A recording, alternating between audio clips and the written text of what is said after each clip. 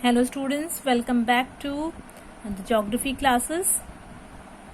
So let's continue with our lesson, that is population dynamics. So in the previous videos I have told you about overpopulation, underpopulation, their impact, their advantages and their disadvantages. Now we will study about the population as a whole, and we will first of all study about the factors that affect the population of a place.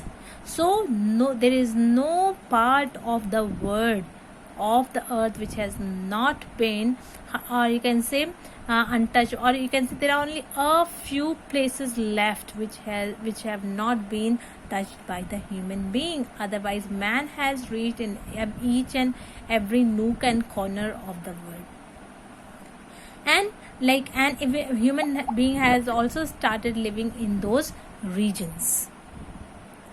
Now this is like you can say there are places and same thing happened in the ancient time also. People, they visited the different places and they started, you can say, living in those areas which they find suitable for their survival. They found suitable for their survival.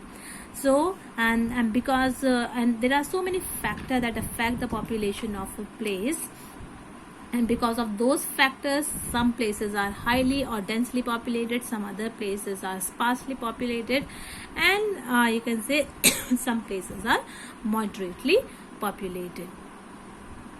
Now this is like you can say the way in which people, this is known as population pattern. What is population pattern? The way in which people are spread across the earth's surface is known as the pattern of population distribution. Okay, what is the pattern of population distribution? It is an important question. What is the pattern of population distribution? The way in which people are spread across the earth's surface is known as the pattern of population distribution. As you know that man, it's not that all the places on the earth have same pattern of population. I told you some places are moderately populated, some other are densely populated, and some other are sparsely populated. So this is what? This is known as pattern of population. That is known as pattern of population distribution. And one more thing you have to remember, that more than 90% of the world's population live only in 10% of the land surface. Okay, more than 90% of the population lives in 10% of the land surface. That means only 10% of the land surface is most suitable for the human being. That's why most of the people, 90% is population is living in 10%, and 10% population is living in the 90% of the land surface, just vice versa. I'm just telling you. So it means what? That only the 10% of the land surface is suitable for human survival or fit for human lifestyle. That's why 90% of population is living only in the 10% of the land surface of the earth. And what are the reason? Why is it so? Why 90% land is, you can say, having less population? There are many factors, and the first and the most important factor is climate. Because human being tries to live or tend to live in those areas which have a suitable climate.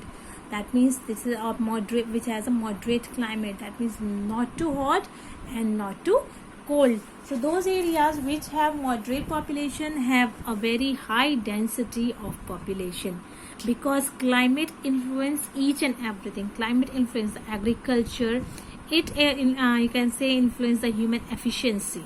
If we have a very hot climate, we will sweat a lot, we will lose a lot of energy, and we will not be able to work to our full efficiency. Similarly, if we are living in a very cold climate, then also we will not be able to work to our efficiently.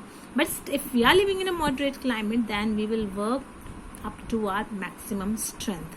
So similarly, agriculture, many agricultural crops, most of the agricultural crops depends upon the you can say the climate of a place, and the moderate type of climate is best suitable for growing different kind of crops. So this is what most of the human population, you can say, live in the in those regions which is a moderate type of climate. Now let's have a look at this map. To understand this map, first of all we'll have to see this legend. What does it say? White color, like this white color shows that there is no data. Red color shows more than 330 people living per square kilometer. It shows population density. So let us find out which areas are having the red color.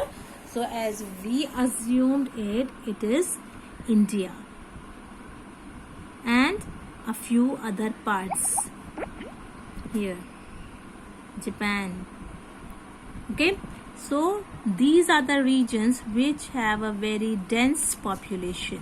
More than 330 you can say person are living per square kilometer. Then we have 140 to 330.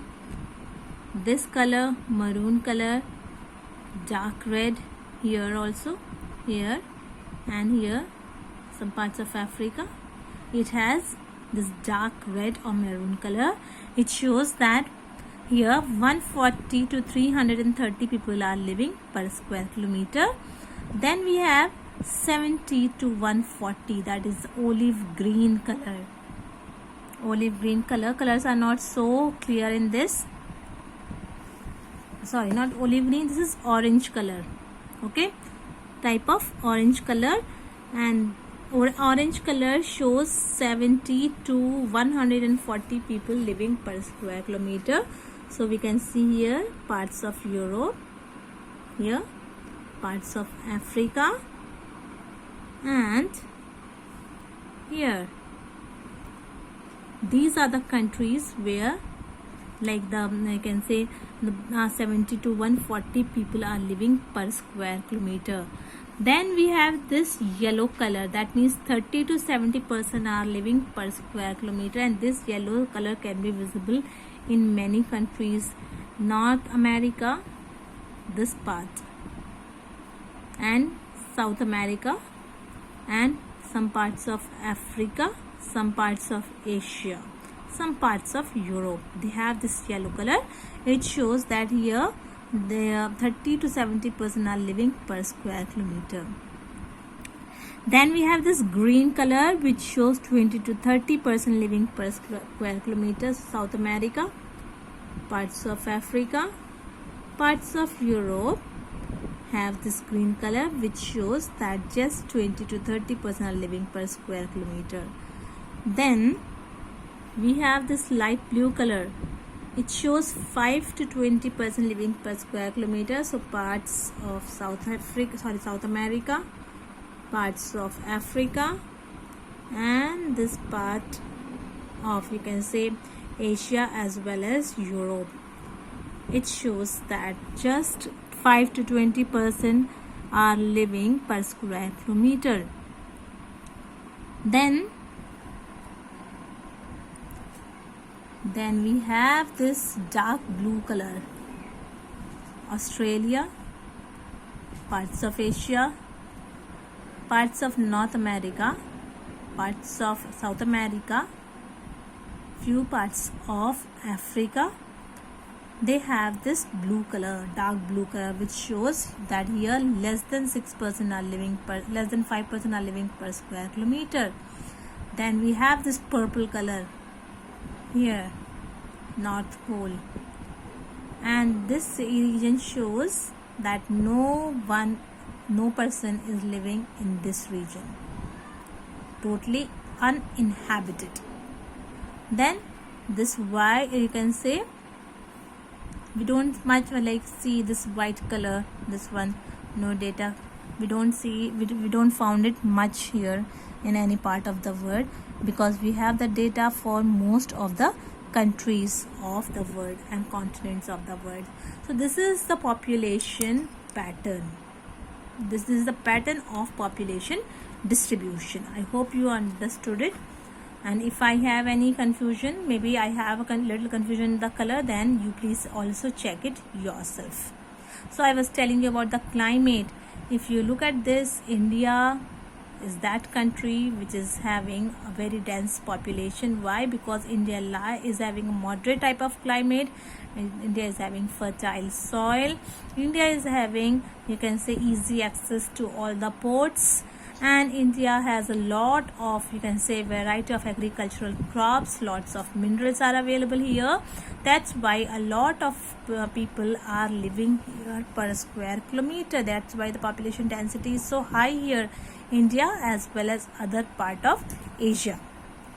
These are the ones which are densely populated.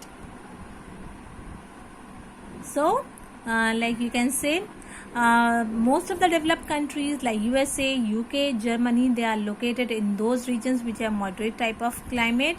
On the other hand, there are some countries with extreme climate where very less or no people are living, like Sahara Desert or cold desert and the Arctic and Antarctic region.